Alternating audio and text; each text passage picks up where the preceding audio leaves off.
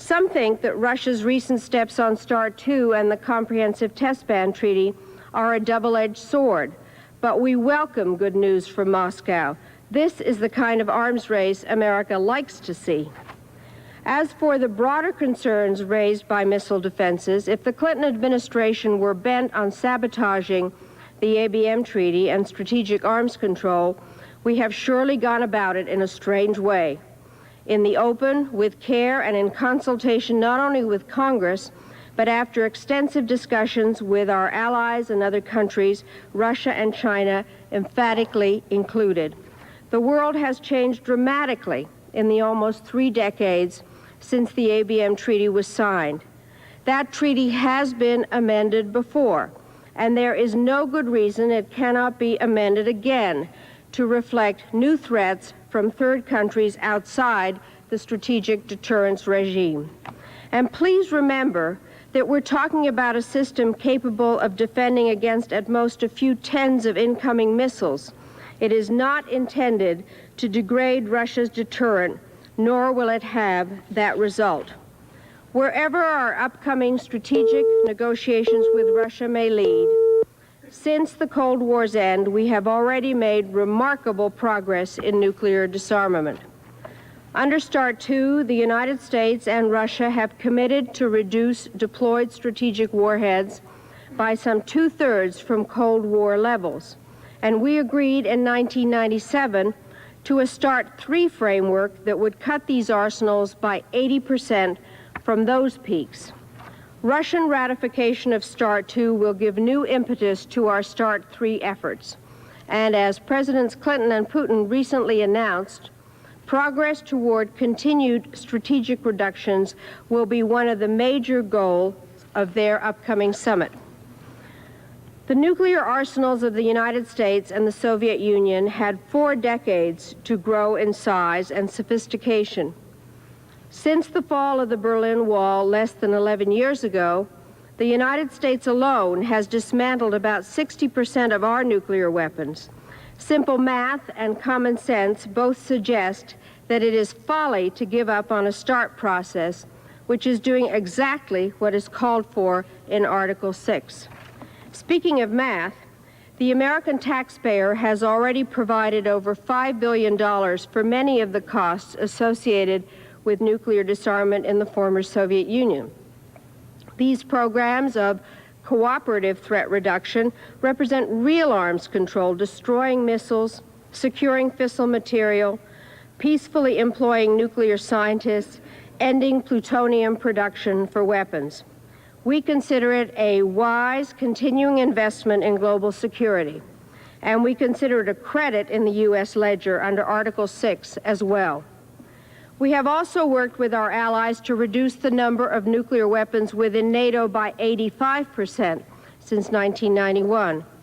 Such weapons now play a smaller role in our defense posture than at any time since the advent of the Cold War. These accomplishments and many others, there's no time to mention, are summarized in a booklet we are releasing today on how the United States is meeting our commitments to Article 6. I commend it to you, for the story it tells is more compelling than most people realize. President Clinton has contributed a foreword to this publication. There he states, and I quote, "The United States has devoted more time, effort, and resources to nuclear arms control and disarmament than any other country. I am certain this will continue. As we enter this new millennium, we should all commit ourselves anew to achieving a world free of nuclear weapons. The United States remains committed to this goal and will work tirelessly toward its ultimate achievement," unquote. These are the words of the President of the United States, and that is the policy of the United States toward a goal we all share. Finally, let me briefly discuss the U.S. and the Comprehensive Nuclear Test Ban Treaty. President Clinton has appointed General John Shalikashvili, former chairman of the Joint Chiefs of Staff, to help advise us on how best to respond to the Senator's concerns about the CTBT so we can build support for its eventual ratification.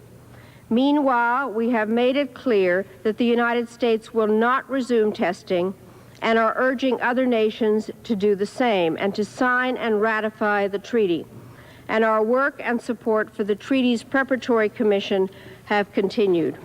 For all these reasons, like the President, I am convinced that America will ratify the CTBT and thus help to ensure that the nuclear arms race becomes a relic of the 20th century, not a recurring nightmare of the 21st. Mr. President, the United States is part of the international consensus on nuclear disarmament. We share the frustration many feel about the pace of progress toward a world free of nuclear weapons.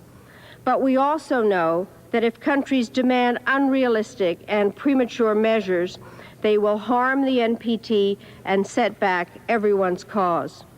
Unfortunately, none of us has it within our power to create overnight the conditions in which complete nuclear disarmament is possible. But in our own regions and in our own ways, we each have a contribution to make. We know the path toward our shared destination. The hard work of peace requires putting one foot patiently in front of the other. It means finally taking such familiar and achievable steps as the fissile material cutoff treaty and adhering to the course so wisely charted at the NPT conference 5 years ago.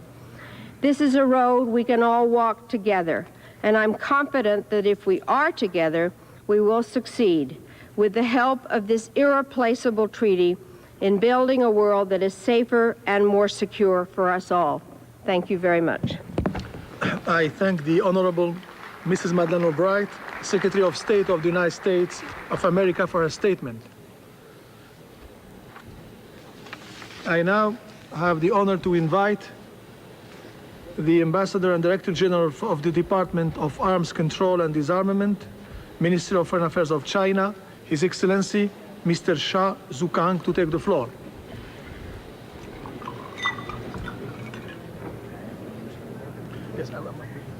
And so a powerful voice against more dramatic efforts at disarmament, a voice in favor of what she called more familiar and achievable steps in favor of the Nuclear Non-Proliferation Treaty. U.S. Secretary of State Madeleine Albright addressing the more than 180 nations who have come together to review the NPT, a treaty she noted that has just 4 holdouts: India, Pakistan, Israel, and Cuba. She noted them almost in passing in a lengthy address that concentrated on the successes of the Non-Proliferation Treaty, and most notably the recent adoption of the START II treaty by the Russian Duma.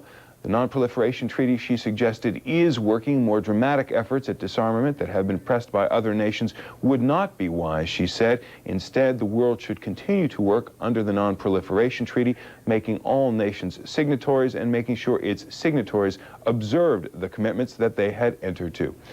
That's our look at the Non-Proliferation Treaty debate at the United Nations. I'm Jonathan Mann. We return now to regular programming.